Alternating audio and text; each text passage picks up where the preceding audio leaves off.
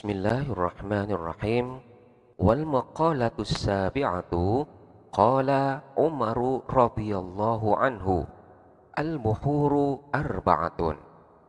Wal maqalatus sabi'atu, adapun makalah yang ketujuh, qala ialah berkata Umaru, siapa Sayyidina Umar radhiyallahu anhu, radhiya semoga memberikan kerelaan, Allahu siapa Allah, anhu terhadap Sayyidina Umar. Al-buhuru arba'atun. Al-buhuru adapun lautan-lautan itu, arba'atun ialah ada 4, minal anwa'i dari beberapa macam. Al-hawa bahrud dunub. Al-hawa adapun hawa nafsu, bahrud dunubi ialah lautannya dosa. Artinya mailanun nafsi ila syahwatiha min ghairi talabi syar'i jami'un liddunubi. Artinya mailanun nafsi, adapun kecondongan nafsu, ila syahwatiha kepada keinginan-keinginan nafsu, min ghairi talabi syar'i dari selain tuntutan syarak, jami'un ialah menghimpun atau mengumpulkan liddunubi kepada dosa-dosa. Wan nafsu bahrus syahawati. Wan nafsu adapun nafsu, bahrus syahawati ialah lautannya syahwat. Artinya an-nafsil ammarati, nafsu ammarah. Waya adapun itu asyahwat atau an-nafsul ammarah allati tamilu ila tabi'atil badaniyati wa ta'muru bil ladzati jami'atun li harakatin nafsi. Wahia adapun an-nafsul ammarah allati ialah sesuatu, tamilu yang condong apa allati, ila tabi'atil badaniyati kepada tabiat al badaniyati yang bangsa jasmani, wa ta'muru dan memerintahkan apa allati bil ladzati kepada kesenangan-kesenangan, jami'atun ialah mengumpulkan li harakatin nafsi kepada gerakan-gerakan nafsu. Wahia adapun itu harokatun nafsi ma'wasyururi ialah tempat berkumpulnya keburukan-keburukan, wa manba'ul akhlaqid dzamimati dan sumbernya akhlak adzamimati yang tercela. Wal mautu bahrul a'mari. Wal mautu adapun kematian itu, bahrul a'mari ialah lautan umur, birra'i dengan ra, al a'mari. Artinya al-mautu jami'un lil a'mari. Al-mautu adapun kematian itu, jami'un ialah mengumpulkan atau menghimpun lil a'mari kepada umur-umur. Wa fi nuskhatin dan di dalam naskah yang lain, bahrul a'mali. Lafaz bahrul a'mali bilami dengan lam. Wahya adapun itu bahrul a'mali kaqolihim seperti perkataan sebagian ulama. Al-mautu sundukul amali. Al-mautu adapun kematian itu, sundukul amali ialah petinya amal. Wal qabru bahrun nadamati. Wal qabru adapun kuburan itu, bahrun nadamati ialah lautan penyesalan-penyesalan. Artinya al barzakhul fasilu bainad dunya wal akhirati jami'un li anwa'il ghumumil lati yatamanna sahibuha annaha la taqa'u.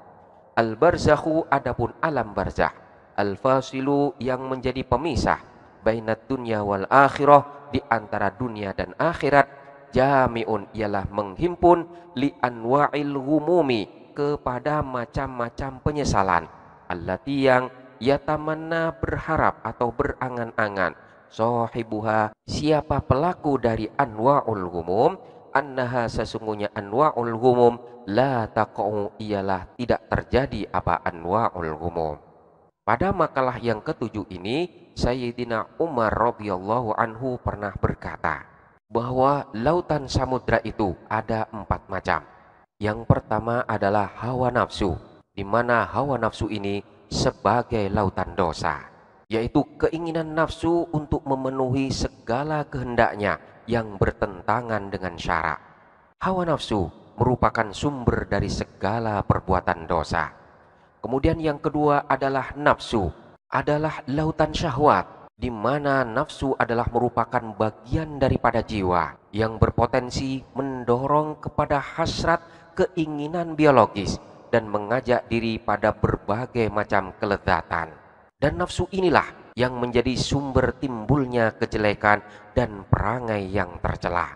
Kemudian yang ketiga adalah kematian adalah lautan umur.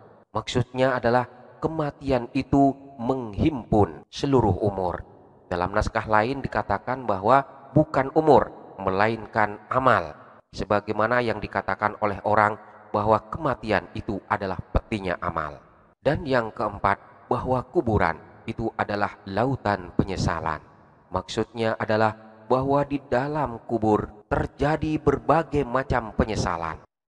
Alam barzah yang menjadi pemisah antara dunia dan akhirat mengumpulkan dan menghimpun berbagai macam penyesalan. Artinya di dalam kuburanlah terjadi berbagai macam penyesalan atas segala perbuatan yang telah dilakukan, di mana para pelakunya berangan-angan bahwa penyesalan itu tidak akan pernah terjadi. Kaidah nahu dan sorof yang perlu kita perhatikan adalah yang pertama, kita perhatikan lafadz al-buhuru arba'atun. Ini adalah jumlah ismiyah, di mana lafadz al-buhur ini adalah mubtada'nya, sementara arba'atun ini adalah khobarnya. Di sini antara mubtada dan khobar tidak sama dalam segi jumlahnya, di mana mubtada'nya di sini berbentuk jamak, sementara khobarnya berbentuk mufrad. Demikian pula di dalam hal jenisnya, yaitu dalam hal mudzakkar muannasnya, di mana mubtada'nya berbentuk mudzakkar, sementara khobarnya berbentuk muannas. Sebenarnya antara mubtada dan khobar ini sudah terjadi mutobik, artinya sudah terjadi kecocokan, di mana pada mubtada'nya di sini berbentuk jamak taksir yang ghairu akil, dan jamak taksir yang ghairu akil dapat pula dihukumin sebagai mufrad muannas. Karena mubtada'nya dianggap sebagai mufrad muannas, maka pada khobarnya pun dibentuk lafadz yang berupa mufrad muannas pula. Jadi di sini sudah terdapat kecocokan antara mubtada dan khobarnya. Kemudian selanjutnya kita perhatikan lafadz wahia allati tamilu ila tabi'atil badaniyati. Di sini terdapat isim mausul allati, di mana isim mausul itu selalu butuh kepada silah dan aid. Silah daripada lafadz allati ini berbentuk jumlah fi'liyah, yaitu berupa susunan fi'il dan fa'il. Sementara aidnya di sini haruslah berbentuk domer. Untuk mengetahui di manakah aid daripada isim mausul itu, cara mudahnya adalah kita lihat apakah lafadz yang terletak setelahnya silah ini terdapat domer baris yang ghaib atau yang ghaibah. Artinya domer ghaib ataupun ghaibah yang tampak di dalam penulisan. Manakala setelah silah tersebut tidak terdapat domer yang tampak, maka dapat dipastikan bahwa aidnya itu tersimpan pada silahnya, yang dalam hal ini berupa domer mustatir, di mana domer tersebut maknanya akan kembali kepada isim mausul. Jadi di sini maknanya adalah wahia, adapun itu syahwat atau nafsu ammarah, allati ialah sesuatu tamilu yang condong apa dia kembali kepada allati. Beda halnya dengan lafadz allati yatamanna sahibuha. Di sini terdapat isim mausul dan silahnya adalah lafadz yatamanna. Setelah lafadz yatamanna, di sini terdapat dhamir ghaibah yang baris atau yang tampak di dalam penulisan.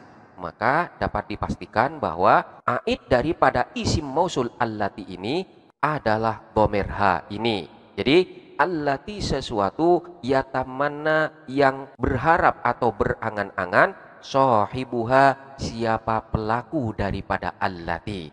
Jadi makna daripada ha ini kembali kepada allati, di mana ha adalah merupakan aid daripada allati. Selanjutnya kita perhatikan lafadz ila tabi'ati al-badaniyati.